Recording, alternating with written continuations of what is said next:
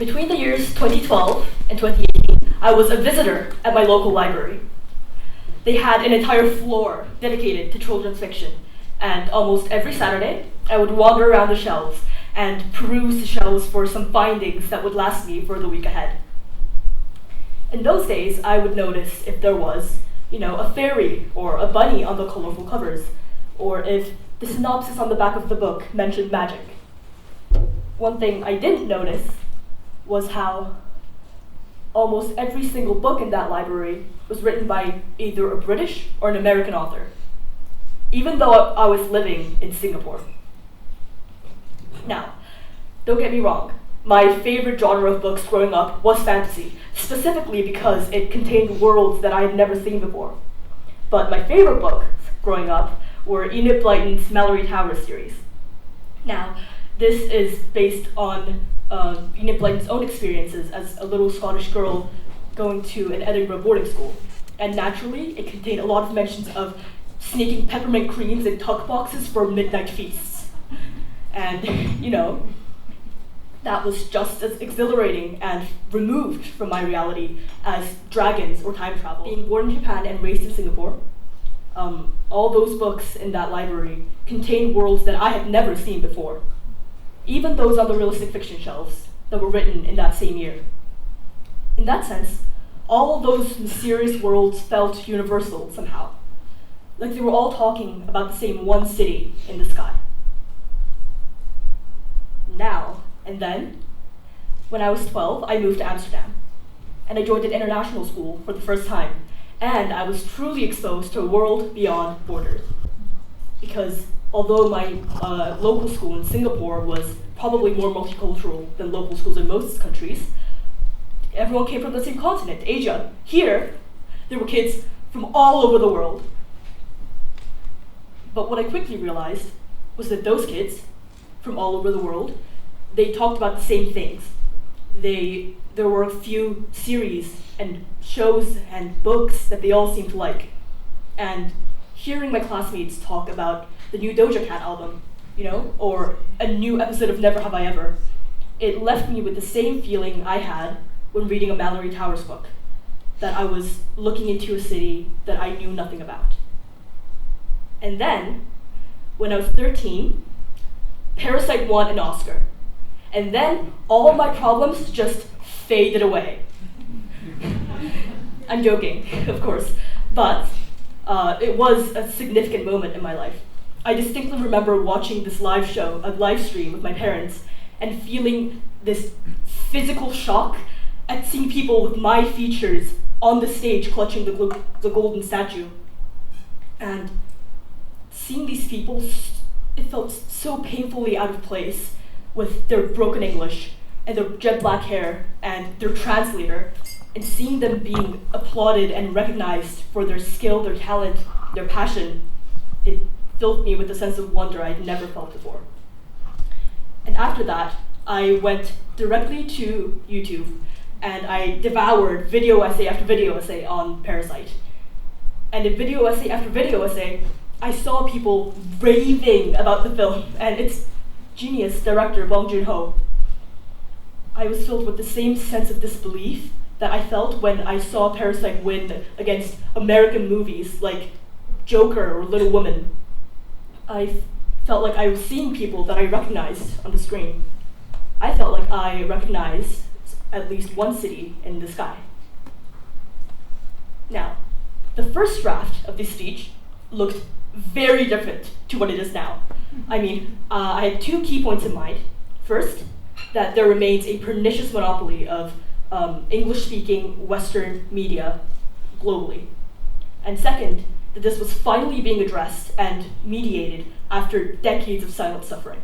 I saw my experiences in that library as an apt crystallization of the nature and the effects of art and media from the English-speaking world, Western countries, and particularly where the two intersect.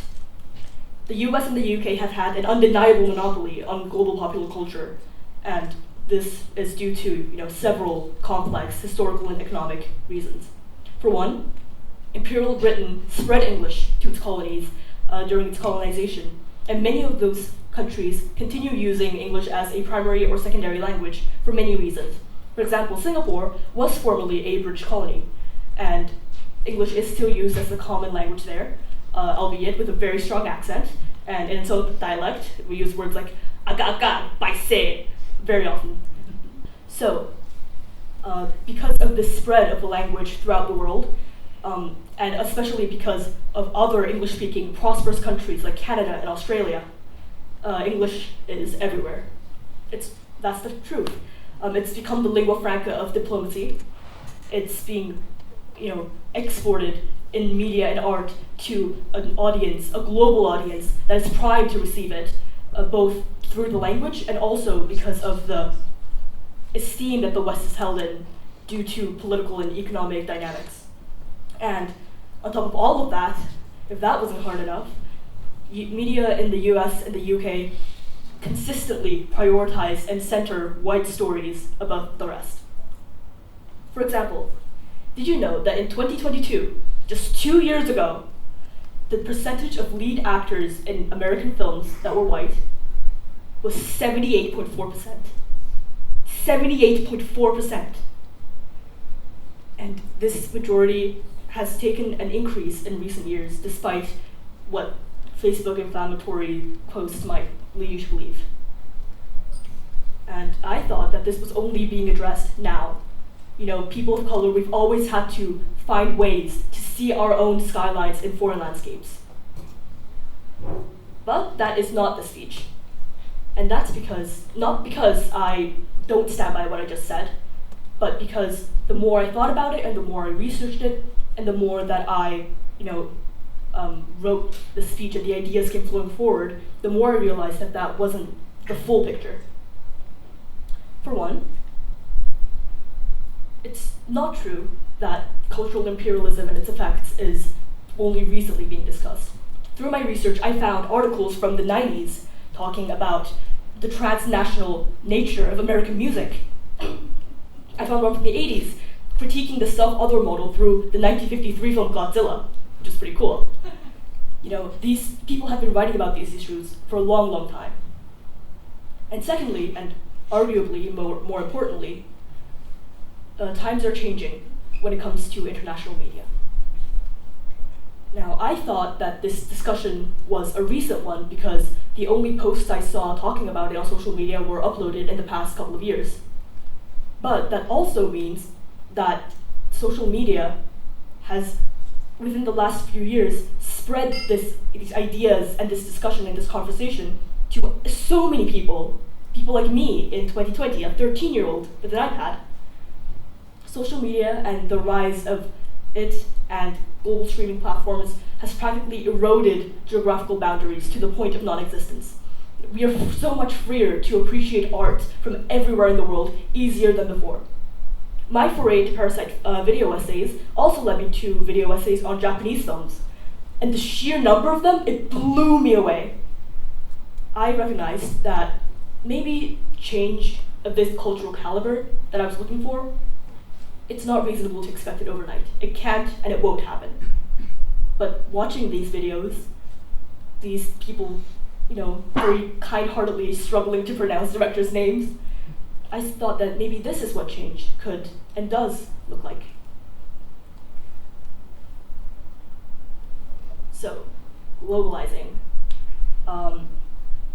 I think that now, more than ever before, we are entering an age where physical boundaries don't matter.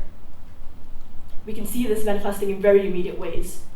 We've started to pair off the discomfort of interacting with other perspectives as a result of being exposed to so much culture and so much art from dozens of cultures at an unprecedented scale and rate.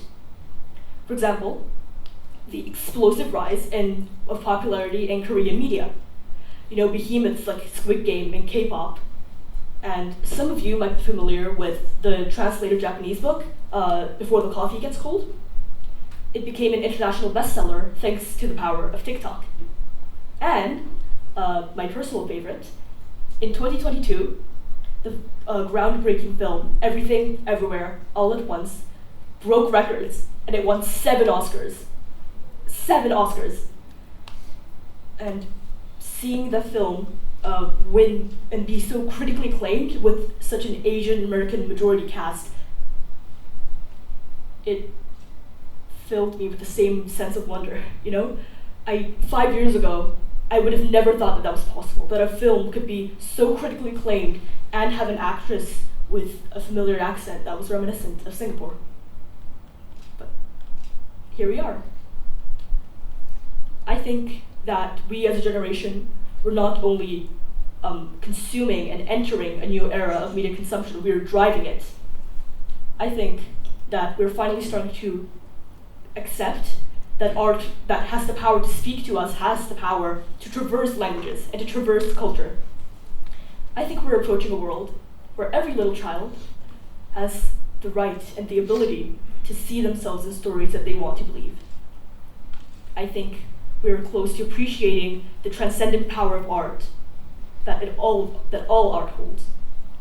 So, the next time you want to watch a show or put on some music to pass the time to, with a few clicks, some new filters, you might see some new cities of your own. Thank you.